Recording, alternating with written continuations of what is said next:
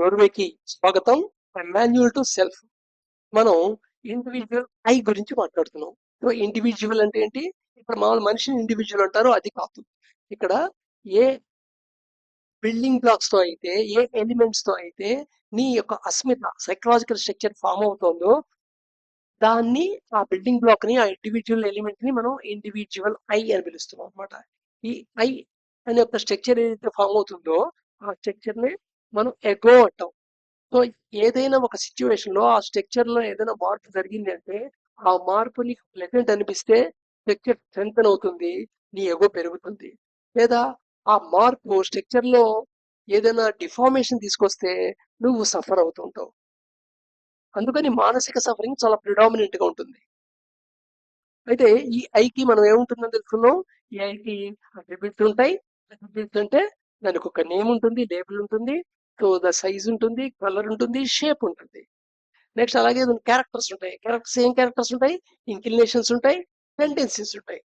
ఒక particular pattern of thinking process కలగడానికి inclination ఎంత ఉంది, డిఫరెంట్ బిహేవియర్స్ లో ఏ బిహేవియర్ లో వెళ్ళే టెండెన్సీ ఉంది. ఇలాగ టెండెన్సీస్ ఇవి క్యారెక్టర్స్ అనమాట. కాకుండా కొన్ని ప్రాపర్టీస్ ఉంటాయి. ప్రాపర్టీస్ అంటే నీకు బిహేవియర్ గా బయట కనబడేవి. ఈ ప్రాపర్టీస్ అన్ని interactions.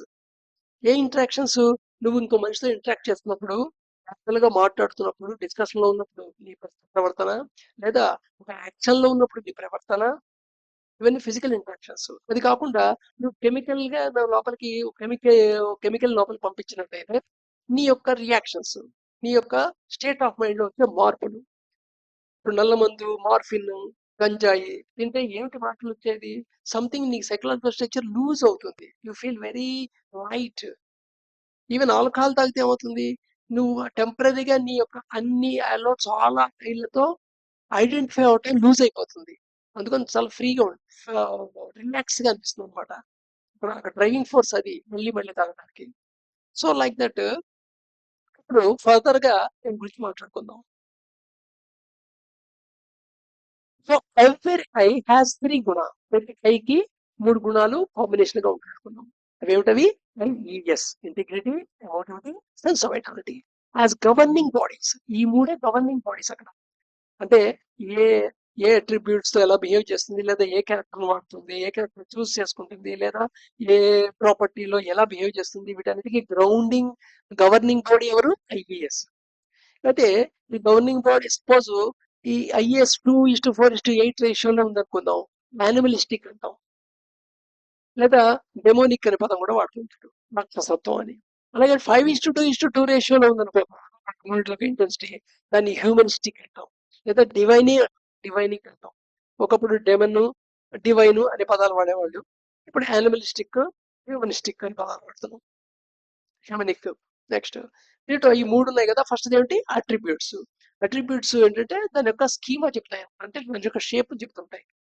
Deformation of structure make you pleasure, pain. So దాని యొక్క షేప్ ఏదైతే ఉందో అది దాని స్ట్రక్చర్ మార్పు జరిగితే ఆ మార్పు వల్ల నీకు ప్రెషర్ రావచ్చు, పెయిన్ రావచ్చు. అలాగే ఐ యొక్క సైజ్ ఏది ఇండికేట్ చేస్తుంటుంది? దాని ఐడెంటిఫికేషన్, ఎంత ఐడెంటిఫై అవుతున్నావు అనేది. As big the size or it means it is as much you have identified. కాబట్టి ఎక్కువ ఐడెంటిఫై అవుతుంటావు. ఎక్కువ ఐడెంటిఫై అయిన దానికి డిఫార్మేషన్ నువ్వు ఒప్పుకోవు. డిఫార్మేషన్, కొంచెం డిఫార్మేషన్ అయినా ఎక్కువ ఐడెంటిఫై అయ్యావంటే నీ ఎఫెక్ట్ రియాక్షన్ ఎక్కువగా ఉంటుంది. ఐడెంటిఫికేషన్ తక్కువ అయితే డిఫార్మేషన్ ఒక వేరియన్స్ పరిమితి పెరుగుతుంది. డిఫార్మేషన్ ఇంతవరకు అలౌ చేస్తుంటాం, అదనమాట. నెక్స్ట్ కలర్ ఎలా ఆధారపడుతుంది అంటే గవర్నింగ్ బాడీస్ కింద 3 ఉన్నప్పుడు అవి ఐ ఫామ్ అవుతున్నప్పుడు మెమరీలో ఏ ఇంటెన్సిటీ మాక్సిమం ఉంది ఐఈఎస్ లో, ఆ కలర్ లో ఉంటాయి. నెక్స్ట్ తర్వాత మనం క్యారెక్టర్స్ గురించి మాట్లాడుకుందాం. సో క్యారెక్టర్ లో ఇంటెక్షన్ అనేది ఏమిటి? వై అనేది చెప్తుంది. ఆ ఐ ఎందుకోసం ఉంది? ఏ డైరెక్షన్ లో వెళ్ళడానికి పనిచేస్తుంటుంది? సామాన్యంగా ఓవరాల్ సైకలాజికల్ స్ట్రక్చర్ ఒక ప్రధాన ఉద్దేశం ఏమిటి? ఇంటెన్షన్ ఏమిటి? Be happy and peace. సంతంగా ఉండాలి, ఆనందంగా ఉండాలి. ఎప్పుడు ఏ పని చేసినా దానికే చేస్తాడు. ఒక దొంగడు దొంగతనం చేసినా డబ్బు కోసం, డబ్బు ద్వారా వచ్చే ఫలితం ఒక ఆనందం పొందడానికి చేస్తాడు. ఒక రేపిస్ట్ రేప్ చేసిన వాడు వాడి ఆనందం కోసమే చేస్తాడు. ఒకడు మర్డర్ చేసినా ఆ మర్డర్ తను విజయం సాధించాను అనే ఆనందంలో తెలుపు అనే కిక్ చేస్తాడు. సో ఇంటెన్షన్ అనేది ఎప్పుడు టు బి హ్యాపీ, పీస్ అనేది. అక్కడ డిజైర్ ఏమిటి, ఆ యాక్టివిటీకి ఇనిషియేటర్ కింద ఉంటుంది, స్పార్క్. ఇంతకుముందు తెలుసుకున్నాం స్పార్క్ అని. సో ఇంట్లో ఇన్నర్ మెమరీ ప్యాటర్న్స్, బయట నుండి వచ్చే ఇంపల్స్ రెండు ఫ్రిక్షన్ గురి అయితే ఒక స్పార్క్ వస్తుంది, అది డిజైర్ అని తెలుసుకున్నాం కదా. నెక్స్ట్ మోటివ్ ఏం చెప్తుంది, ఫర్ వాట్, దేనికోసం అని చెప్తుంది. సో ఇలా అయ్యి ఉంటే నాకు హ్యాపీ పొందుతాను, ఆ ఇలా అయ్యి ఉంటే ఉంది అది మోటివ్ అనమాట. సో చామనిగా లైక్ డిస్లైక్ అనే స్కేల్లో ఈ మోటివ్ ఆధారపడుతుంటుంది. నెక్స్ట్ ఇన్ వాట్ డైరెక్షన్ అనేది యాక్షన్ లో నిర్ణయించేది ఇంక్లినేషన్స్, టెండెన్సీస్, వీటన్నిటిని క్యారెక్టరిస్టిక్స్ అంటారు. అలాగే ప్రాపర్టీస్ ఏంటంటే interactions way with physical are chemical environment, physical environment లో కానీ కెమికల్ ఎన్విరాన్మెంట్ లో వాటి యొక్క క్యారెక్టరిస్టిక్స్. ఈ ఐ ఇంకో ఐతో ఇంటరాక్షన్ అవుతుంటుంది, ఐ ఇంకో ఐతో ఇంటరాక్షన్ అవుతూ ఉంటుంది. సో ఈ ఇంటరాక్షన్ అవుతున్నప్పుడు ఎలా వర్క్ చేస్తుందో చూస్తున్నాం ఇక్కడ. ఈ చివరి నుండి మొదలెడదాం. సో ఒపీనియన్ ఎలా ఫామ్ అయింది అనే గురించి మాట్లాడుతున్నమాట. దాని గురించి ముందు ఒక ఒపీనియన్ ఫామ్ చేసుకుంటాం కదా. సో ఒపీనియన్ ఫామ్ అవడానికి ప్రధానంగా 3 రా మెటీరియల్స్ కావాలి. 3 మూల పదార్థాలతో ఒపీనియన్ తయారవుతుంది. ఒపీనియన్ తయారవడానికి కావాల్సిన ఇంగ్రీడియంట్స్ ఏమిటయ్యా అంటే ఎక్స్పీరియన్షియల్ మెమరీ. నీకు ఆల్రెడీ ఏమైనా ఎక్స్పీరియన్స్ ఒక మెమరీ ఉందా అది. నెక్స్ట్ థర్డ్ అబౌట్, నీకు డైరెక్ట్ ఎక్స్పీరియన్స్ లేదు కానీ దాని గురించి నువ్వు వినటం జరిగింది, నీకు ఆల్రెడీ ఎక్స్పీరియన్స్ అయింది, ఒక బెటర్ ఎక్స్పీరియన్స్, సో వాడు మంచివాడు కాదు అనుకున్నావు. అలాగా నాకు కూడా అలాగే ప్రవర్తించాడు వాడు, ఇలాంటి వాడు, కానీ మాటలు విన్నావు, వాడు జరుగుతున్న సిచ్యువేషన్ లో నువ్వు లేవు కానీ మాటలు విన్నావు. నెక్స్ట్ ఇది కాకుండా అసలు సంబంధం లేదు, బట్ మీడియాలో అంటే టీవీ మీడియా అయి ఉండొచ్చు, టీవీ సీరియల్ అయి ఉండొచ్చు, యూట్యూబ్ వీడియోలో అయి ఉండొచ్చు, లేదా సినిమాలో అయి ఉండొచ్చు, సో ఏదైతే పేపర్లో సంగతం చదివింది అయి ఉండొచ్చు, లేదా ఒక నవల్లో సిచ్యువేషన్ అయి ఉండొచ్చు, ఒక నాటిక చూసినప్పుడు దాంట్లో ఉండే సిచ్యువేషన్ అయి ఉండొచ్చు. సో దాంట్లో ఈ సిచ్యువేషన్ రిలేటెడ్ గా ఆ పాత్రల్లో ఈ ఉన్న పాత్రకే కావాల్సిన మ్యాటర్ ని కలుపుకుంటాం అనమాట, పులిహార కలిపినట్టు. So experimental memory, heard about విన్న విషయాలు, అండ్ మీడియా నుండి నీకున్న ఇన్ఫర్మేషన్, ఇవన్నీ కలిపి ఒక డిస్పోజిషన్స్ అవుతాయి, ప్రీ డిస్పోజిషన్స్. ఇవి దేని మీద ఏర్పడతాయి, కేవలం ఈ మూడి మీదే కాదు, నీ యొక్క స్టేట్, ఇవన్నీ 3 ఎక్స్టర్నల్వి. బట్ ఈ మూడిట్లో ఆ టైంలో నీకున్న మెంటల్ స్టేట్, మైండ్ ఏ స్టేట్ లో ఉంది, ఆనందంగా ఉన్నావా, బాధగా ఉన్నావా, ఇరిటేషన్ లో ఉన్నావా, కోపంగా ఉన్నావా, అది స్టేట్, ఆ state. And selection by వాసనాస్, so నీ యొక్క వాసన స్ట్రక్చర్ బట్టి ఏం సెలెక్ట్ చేసుకుంటావు. సో మీడియాలో చాలా మ్యాటర్ ఉంటుంది, సో ఏ మ్యాటర్ నువ్వు సెలెక్ట్ చేసుకుంటున్నావు. అలాగే నువ్వు చాలా వింటావు, ఆ విన్న వాటిలో ఏవి సెలెక్ట్ చేసుకుంటున్నావు. నీకు చాలా ఎక్స్పీరియన్షియల్ ఉంటాయి, ఎక్స్పీరియన్స్ లో ఏవి సెలెక్ట్ చేసుకుంటున్నావు, ఇది వాసన డిసైడ్ చేస్తాయి. సో ఈ ప్రీ డిస్పోజిషన్ అంతా కలిపి దీని యొక్క ప్రోడక్ట్ కింద నీకు ఒపీనియన్ ఫామ్ అవుతుంది. ఈ ఒపీనియన్ ఫామ్ అయినప్పుడు దాని నుంచి కొన్ని అజంప్షన్స్ క్రియేట్ చేసుకుంటాం. ఏమిటి ఎజంప్షన్స్, ఏమిటి, just ideas. Idea of right, idea of wrong, idea of appropriate, idea of inappropriate, idea of perfect, idea of imperfect. ఇది ఖచ్చితంగా ఇలా జరగాలి, ఇలా జరిగితేనే కరెక్ట్, ఇలా జరిగితే కరెక్ట్, ఇలా జరిగితే కరెక్ట్ కాదు, తప్పు. ఇవన్నీ ఎజంప్షన్స్. ఈ ఎజంప్షన్స్ ఏంటంటే కొన్ని ఎక్స్పెక్టేషన్స్ క్రియేట్ చేస్తాయి, ఎక్స్పెక్టేషన్స్.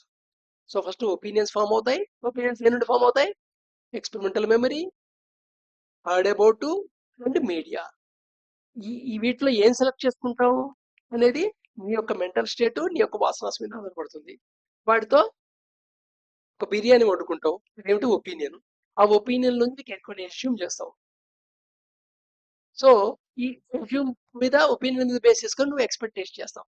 ఆ ఎక్స్పెక్టేషన్ లో ఏంటది, వాట్ షుడ్ బి చెప్తుంటుంది అది. ఎక్స్పెక్టెడ్ అంటే వాట్ షుడ్ బి నీ ఉద్దేశం. ఇవన్నీ నీకు రియలే, ఎందుకని ఇవన్నీ నీ సబ్జెక్టివ్ అబ్జర్వేషన్ లో నీకు కనబడుతూ ఉంటాయి. కనబడుతుంది రియల్, కనబడలేదు అనుకో అది లేదు. సో అందుకని నీకు అవన్నీ కరెక్ట్ లా అనిపిస్తుంటాయి, నువ్వు అనుకున్న అభిప్రాయం నీకు కరెక్ట్ అనిపించడం, నీ ఒపీనియన్ నీకు కరెక్ట్ అనిపించడం, నీ ఎజంప్షన్, నీ ఎక్స్పెక్టేషన్ కరెక్ట్ అనిపించడం, కారణం అదే అనమాట.